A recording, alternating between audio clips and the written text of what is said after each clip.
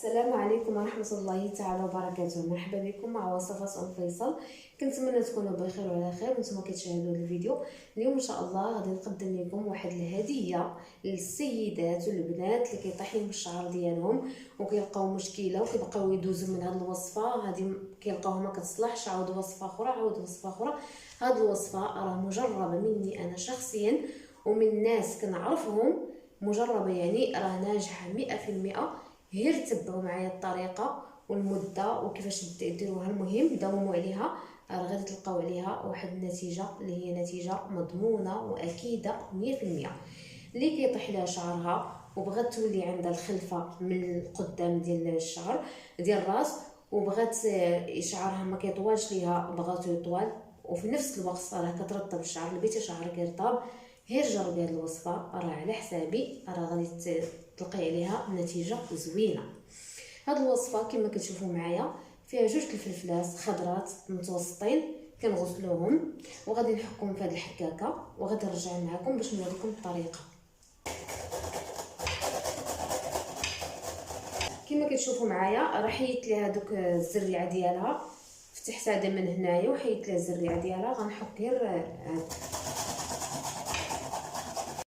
كما كتشوفوا معايا انا حكيت فلفله ضروري تحكوها، كاين اللي كيقطعها، الا قطعتوها ما غتعطيكمش مفعول بحال لا طحنتوها، لان كتطلق واحد الماده هي اللي كتواتى لينا مع الزيت باش كتعطينا النتيجه. دابا غادي ندير هادشي في كسرونه،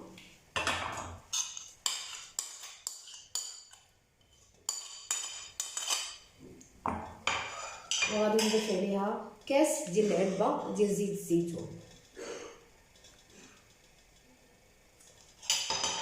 غادي نخلطهم وغادي نديرهم في حمام مريم على نار مهيله.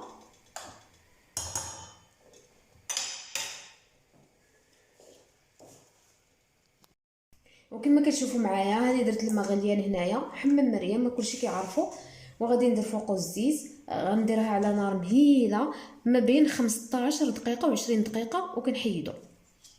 وكما كتشوفوا معايا انا حيد الزيت من حمام مريم، كنخليها حتى كتبرد وكنديرها في واحد القنينه، المهم كنخليها حتى كتبرد وكنخليها ليله حتى كتبرد وكنخليها ليله كامله. المهم كترجعي على هاد القرعه ولا شي حاجه اللي كتغطيها ببابي الومنيوم، شي حاجه كديري في واحد المكان مظلم وكتخليها كتبات ليله كامله.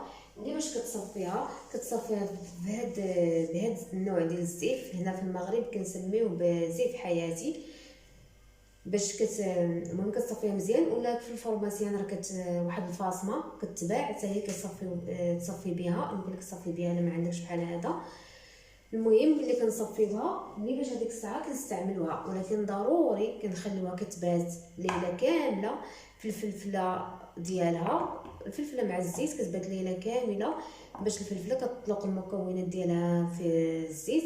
اللي باش كنصفيوها هذه انا كانت عندي من البارح يعني طلقات مزيان، دابا غادي نصفيها ورجع معكم. غنصفيها كما قلت لكم بالزيف ديال حياتي ورجع معكم. كما كتشوفوا معايا هاني صفيت الزيت ديال الفلفله، دابا بقات لنا الطريقه كيفاش غادي نديرو. المهم غادي نديروها 2 مرات في الاسبوع، يعني 2 مرات في الاسبوع مده ساعه وكنغسلوا الشعر، كنشقوا بها الشعر ديالنا وكنخليها مده ساعه وكنغسلوا الشعر، يعني مده ساعه، ما تخليوش اكثر من ساعه، وما تقولوش حيت اذا زاد الشيء عن حده انقلب الى ضده.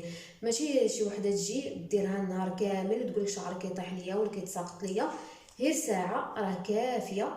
كديرها ساعه كتشقي شعرك بها مزيان وكتغسليه، قلت لكم 2 مرات في الاسبوع مده 3 شهور.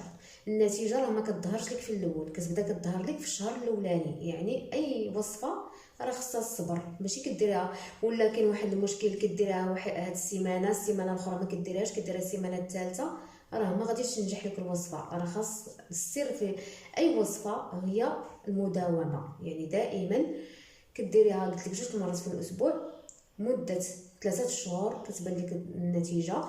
راه هاد الوصفه راه جد فعاله، وكتخليو في واحد المكان اللي مظلم ويكون مكان بارد باش ما كتخسرش ليكم. ملي كتخصكم عاوتاني راه كتصايبوها المهم هاد الوصفه انا راه متاكده واحد النهار غادي ترجعوا في التعليقات وغادي تكتبوا لي بانها راه نجحات لكم، بان راه الشعر ديالكم راه بدا كيطوال، راه بدا كيكتاف. انا متاكده لانها وصفه مجربه مني انا شخصيا، كما قلت لكم في اول الفيديو راه مجربه من اشخاص قرابين ليا.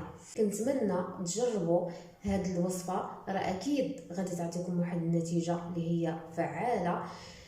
ولا عجبتكم الوصفه كنتمنى تشاركوها مع الاصدقاء ديالكم وديروا لايك وتشتركوا في القناه، والى اللقاء مع وصفه جديده ان شاء الله.